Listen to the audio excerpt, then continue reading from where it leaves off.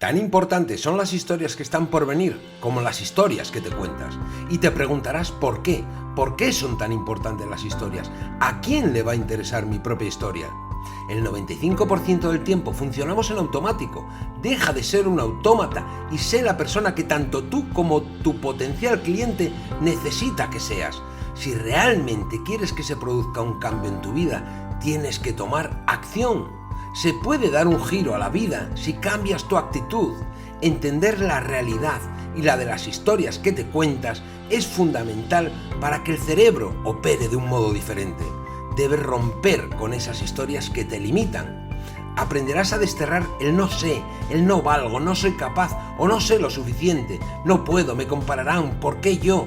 ¿Por qué me tienen que elegir a mí? Desde las historias y experiencias de nuestros invitados y desde la mía propia, vuestro humilde servidor, Julio Amengual, vas a entender que si nosotros hemos podido, ¿por qué tú no? Tendrás la capacidad de comunicar, negociar, influenciar y persuadir desde tu propia historia para así captar la atención, fidelizar y poder ayudar a los demás con tus productos o servicios e implementar estas habilidades en tu vida diaria. Así que sin más, arrancamos con historias para desaprender.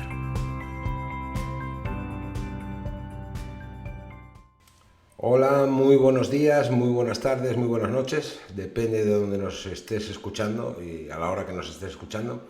Hoy tenemos con nosotros a un invitado para mí muy especial, un invitado que puedo decir un amigo. Pero como siempre os digo, voy a introducir siempre desde la historia, esas historias que os cuento que tenemos que desaprender. Siempre nos centramos en las historias que están por venir, pero muchas veces las historias que nos limitan son las historias, son las películas que nos contamos.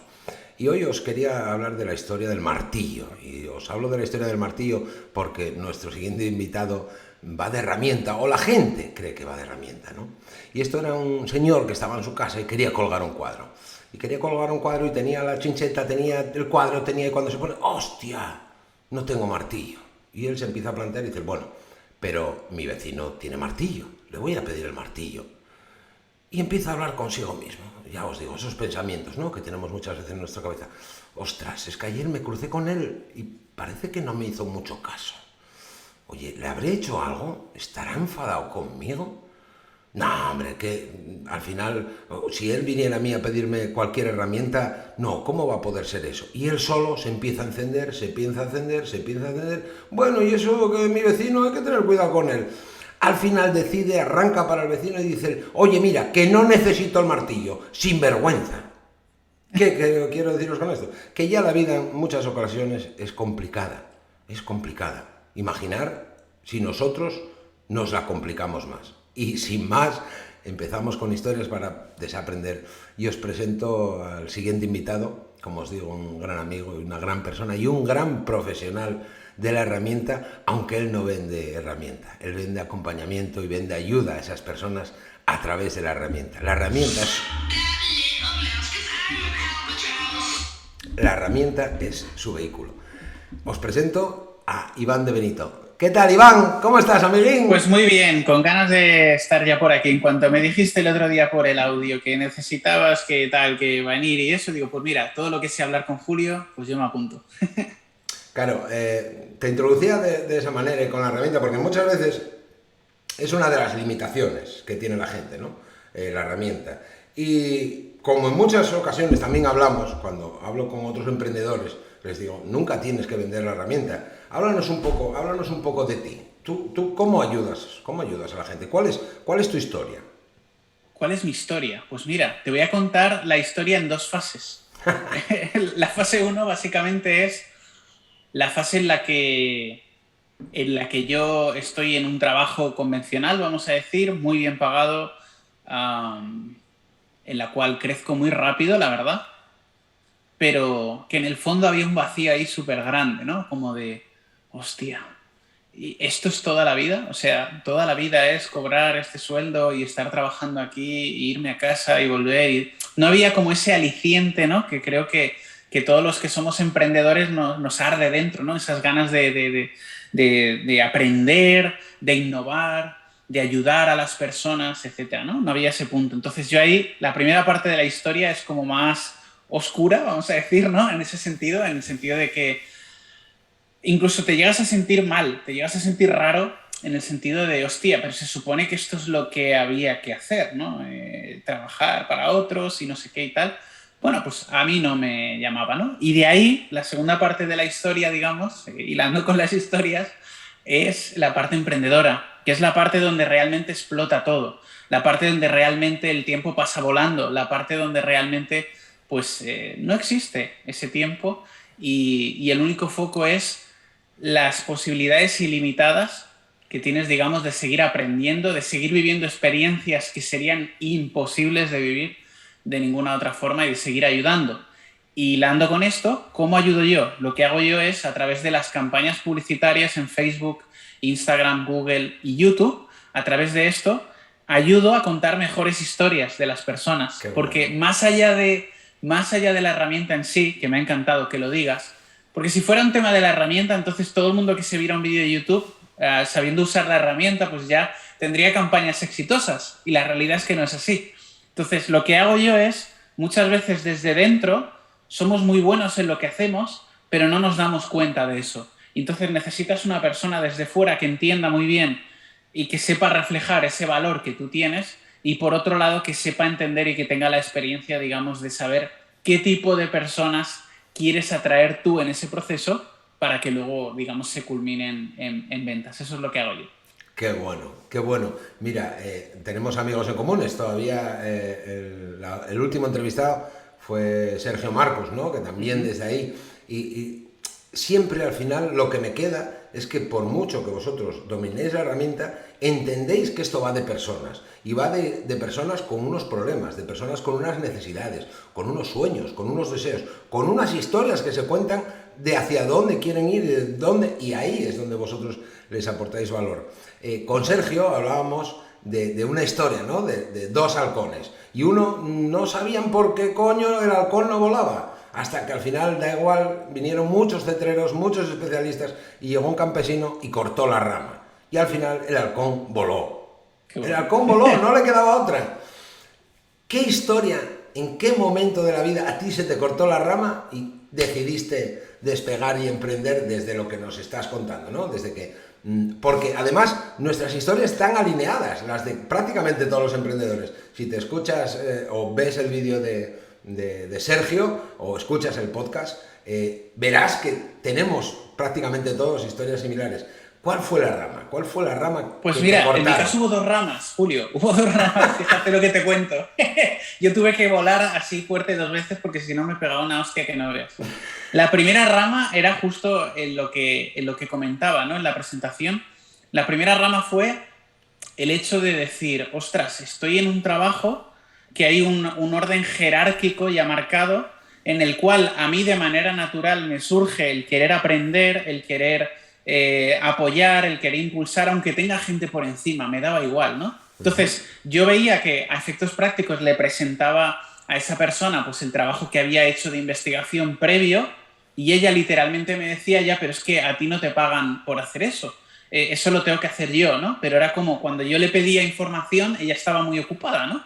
Bueno, más allá de ese detalle, que es simplemente un poco para que se vea el punto, ¿no? Ese punto jerárquico que comentaba, la primera rama se partió en el punto en que yo ya iba a trabajar y miraba el reloj, no había pasado ni una hora casi, seguía mirando, pasaba el tiempo súper lento, trataba de escaquearme, hacía un montón de viajes al baño, llegó a afectarme a nivel de la salud incluso, o sea, yo recuerdo momentos en que sentía una tensión interna tan fuerte que hasta me entraban ganas de vomitar de la tensión que generaba con eso, ¿no? Porque de alguna forma sentía, por un lado, que estaba trabajando lo que se supone que es el sueño de cualquier persona, que es con 23 años, 24, estar cobrando un sueldazo para aquel momento, para los gastos que tenía yo, un trabajo que era muy tranquilito, que también parece que todo el mundo busca eso, ¿no? Un trabajo tranquilo, que me paguen bien y ya está. Y sin embargo, yo me veía ahí en cierta forma atado, ¿no?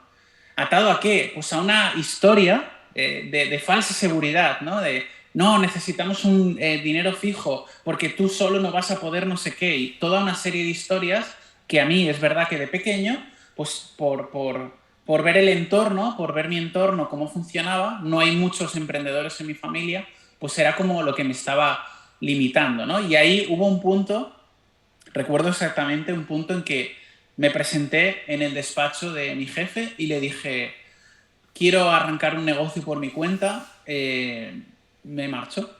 Despediste a tu Y jefe. despedí a mi jefe, le dije, mira, no.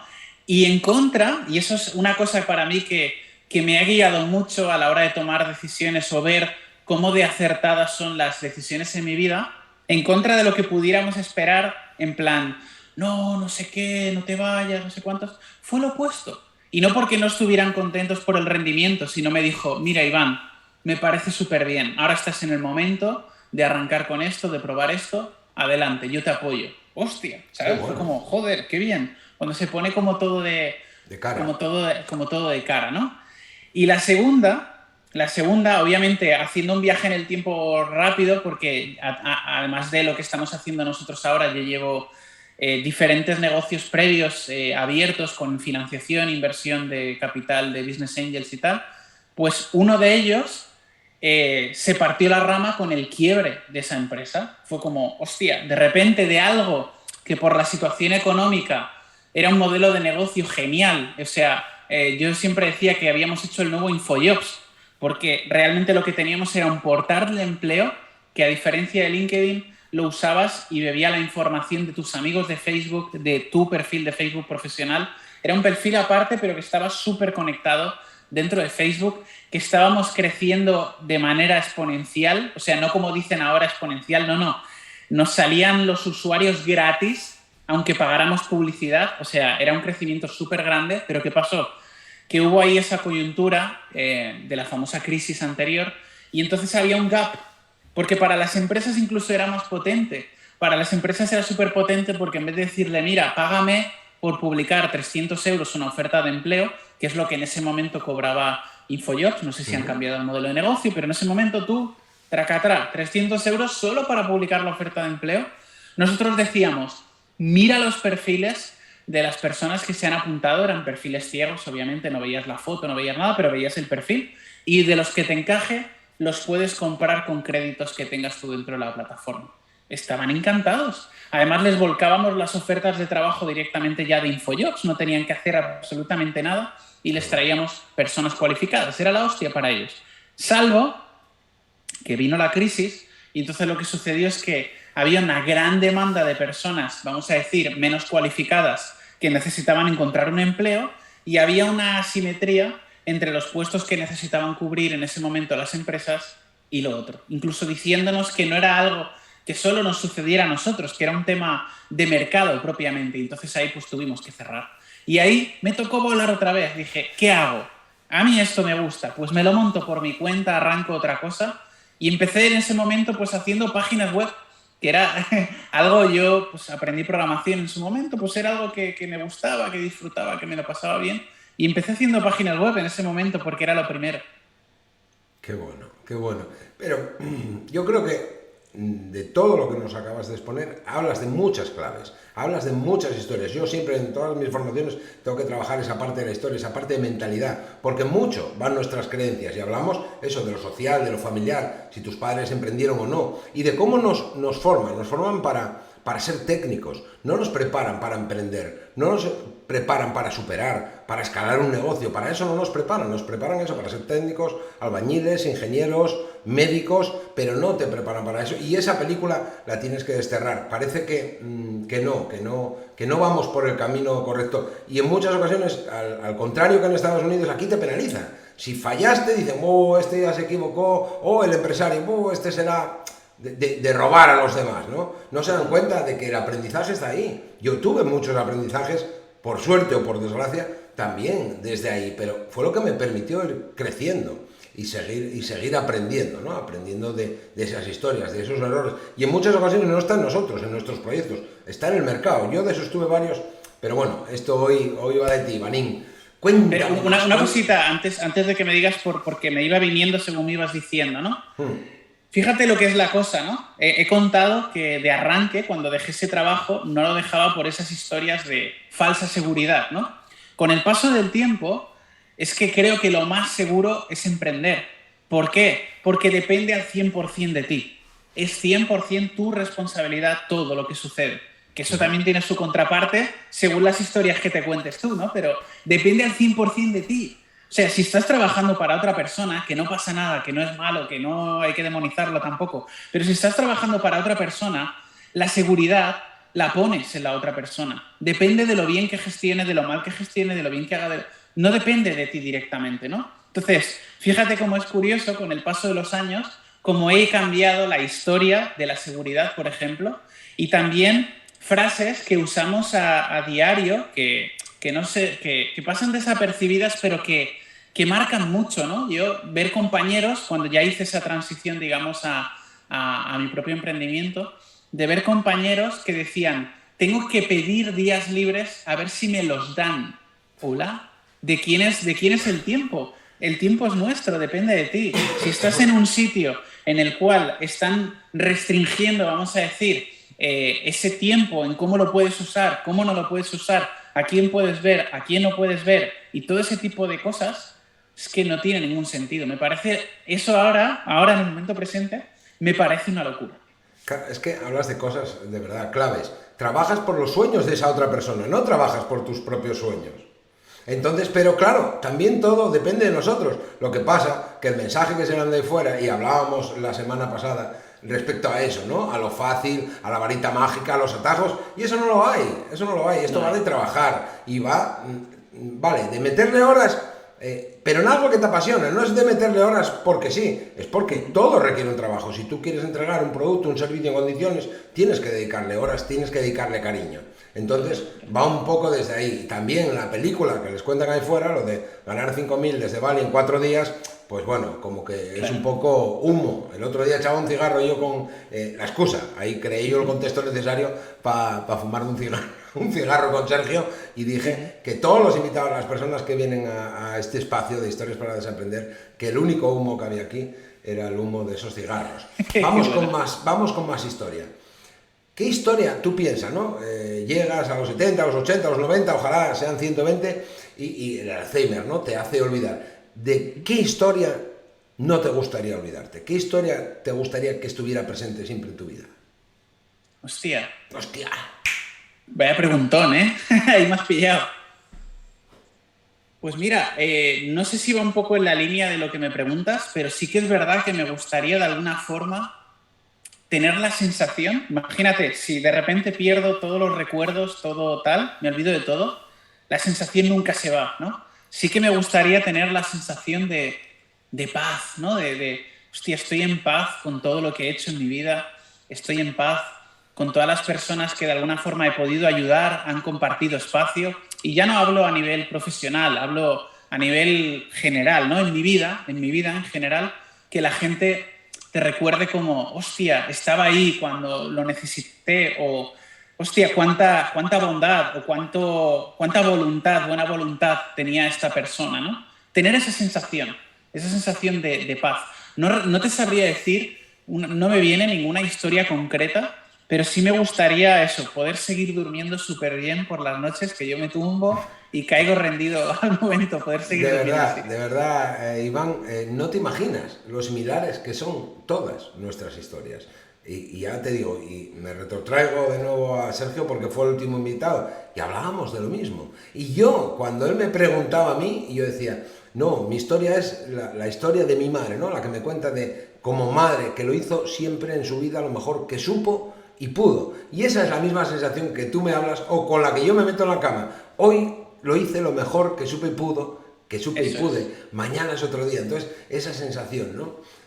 Hay inclusive con el tema del emprendimiento, y esto es algo que he ido como observando, sintiendo más intensamente este último medio año.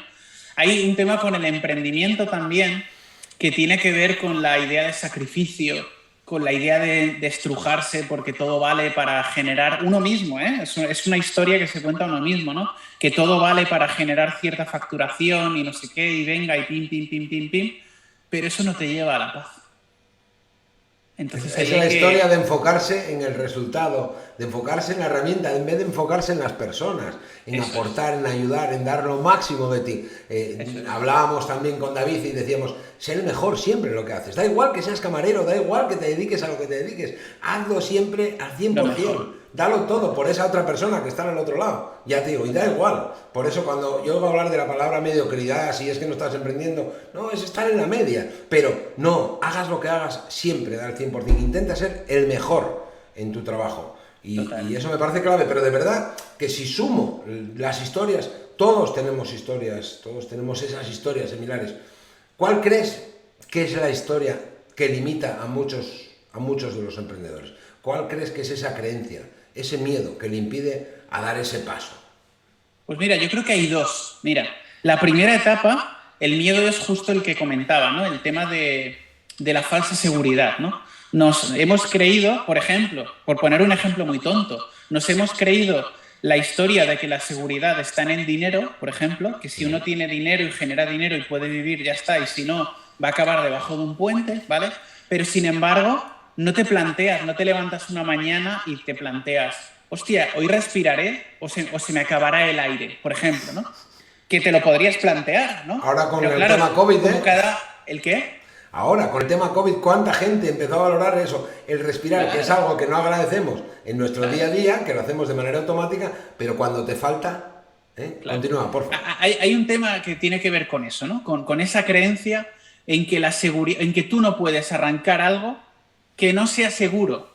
Ojo, no quiero arrancar nada que no sea seguro. Cuando realmente, si lo observas al detalle, observas todos los ejemplos que hay, que puedes ver todos los que quieras, la seguridad, por norma general, lleva asociada limitación. Con lo cual, si lo que tú quieres hacer es un crecimiento, no puedes basarlo en la seguridad. Primero. Dos, ¿qué es seguridad? Porque para mí seguridad era el año pasado, a primeros de año, hacer el plan anual y en marzo a tomar por culo la seguridad, ¿sabes? Fue como, oye, que todo lo que has hecho, que es muy bonito, pero que a tomar por culo, que vuelve a escribir la historia porque no va por ahí. Creo que es algo que sí que, por mi parte, al menos he integrado y he aprendido de lo que ha sucedido, ¿no? Este año pasado. Entonces, cuando más lo observas, vas viendo que la seguridad realmente es un concepto que tiene que ver con uno mismo, no está nunca fuera. Es un tema que tiene que ver con uno mismo y con cómo se expone en la vida, con la actitud que se levanta, con cómo hace las reuniones de venta, cómo sirve a sus clientes, cómo les ayuda. Ahí está, en esa acción, porque en nada de fuera está, aunque nos hayan hecho creer que sí. Esa es la primera que creo que más limita. Y la segunda, que creo que es como el siguiente nivel, vamos a decir, cuando las personas dicen, hostia, venga, va, pues sí, con 2 cojones o con 2 ovarios, venga, tiro para adelante esto.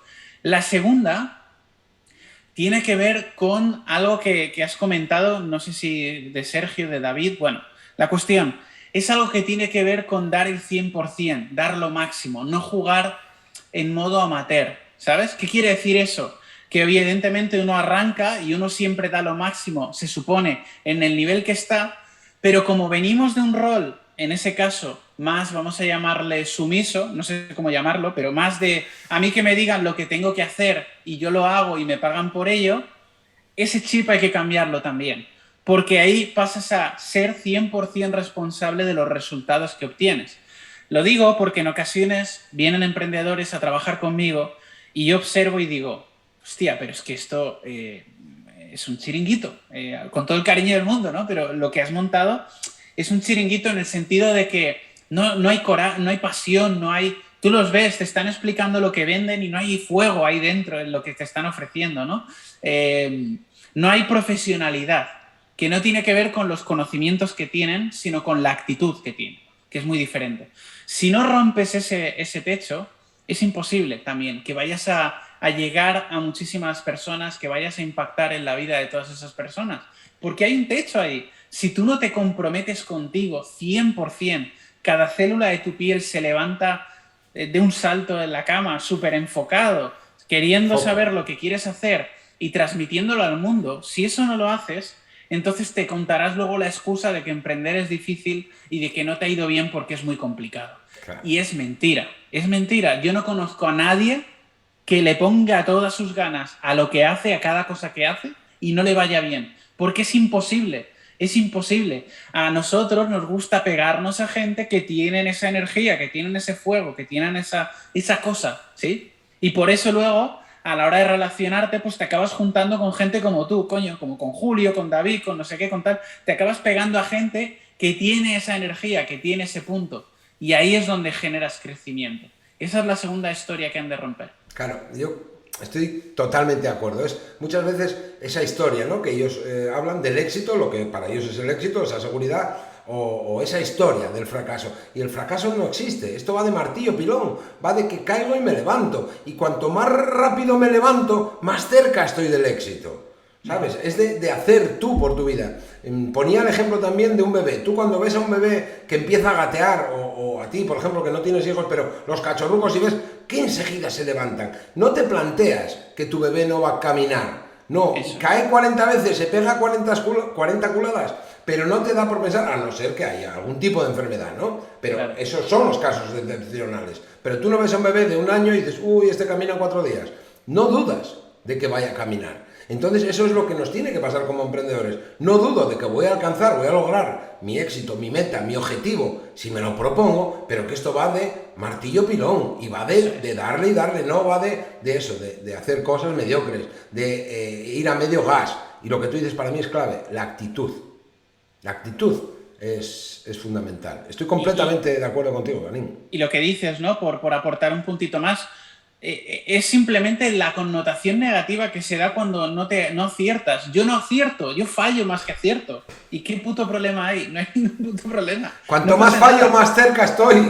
¿Qué problema yo fallo hay? O sea, más que una escopeta feria. Vamos a pensar lo irreal de eso, ¿no? De la idea de que todo tiene que ir alineado y salir todo bien. Es imposible, porque si no lo harías a la primera. Y ponte a pensar todas las cosas que has aprendido en tu vida, ¿cuántas de ellas te han salido todas siempre que lo haces a la primera? Casi ninguna.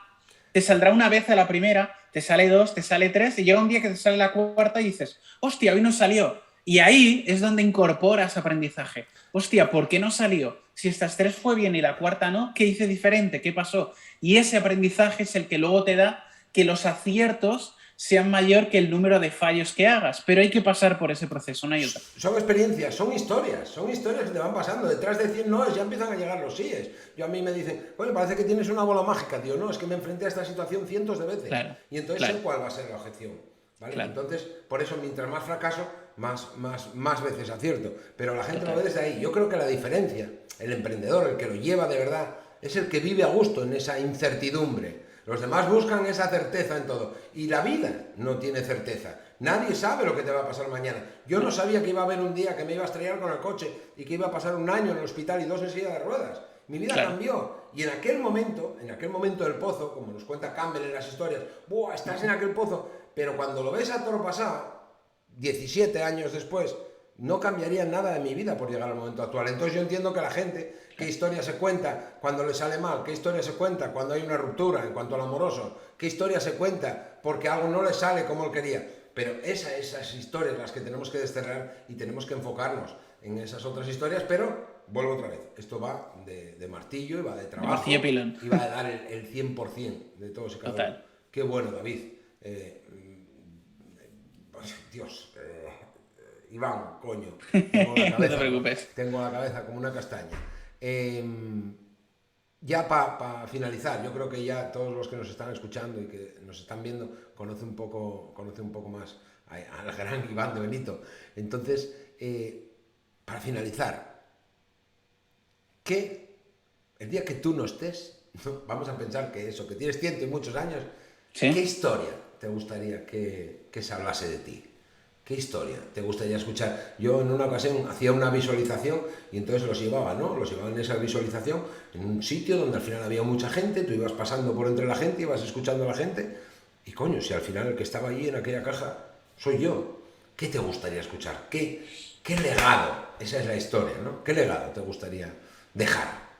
Pues me gustaría dejar, va un poco en relación como a la otra, ¿no? Me gustaría pues escuchar que las personas en cierta forma han disfrutado de estar conmigo, que las personas en cierta forma han aprendido, y no hablo de conocimientos, han aprendido en general conmigo algo, que ese rato, ese tiempo, pues sea mayor o sea menor, que han compartido conmigo o que hemos vivido juntos, pues que fue algo que en cierta forma les marcó. Y no te hablo de a veces que se dice, no, quiero impactar el mundo, no sé qué. No, yo no voy por ahí.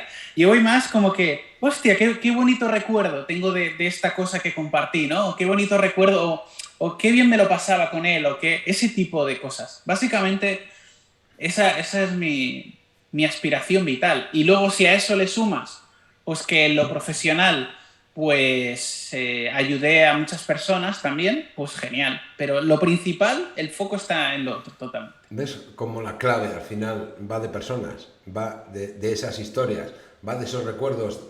Qué bueno que el día que yo no esté, Julio diga, joder, me acuerdo aquella vez que estuvimos en Palma, me acuerdo de aquella historia donde, claro, en aquel evento o donde hicimos, y va de historias, y va del día a día, y al final... Claro. Esto va de personas, entonces eres una persona maravillosa y sabes que te quiero mucho a ti, a la tuneña, y espero me estaba acordando ahora de la sidrina y los chorizos que nos hiciste ahí en los eventos, la historia de aquel restaurante en Madrid.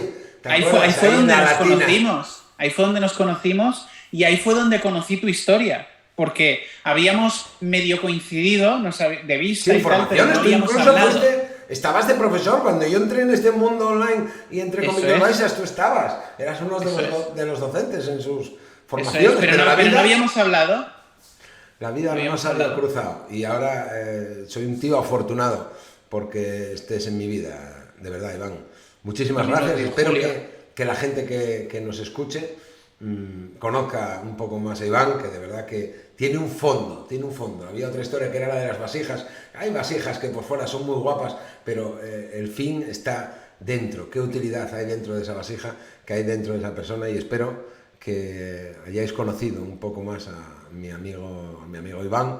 Y muchísimas gracias por tu tiempo. Sé que eres un tío muy ocupado, entonces espero que la gente saque aprendizajes, ¿no?, de esas historias que nosotros les contamos. Gracias a ti, Julio, por invitarme, ¿vale? Muchas gracias, Iván. Un abrazo muy fuerte. Un abrazote. Chao. Chao.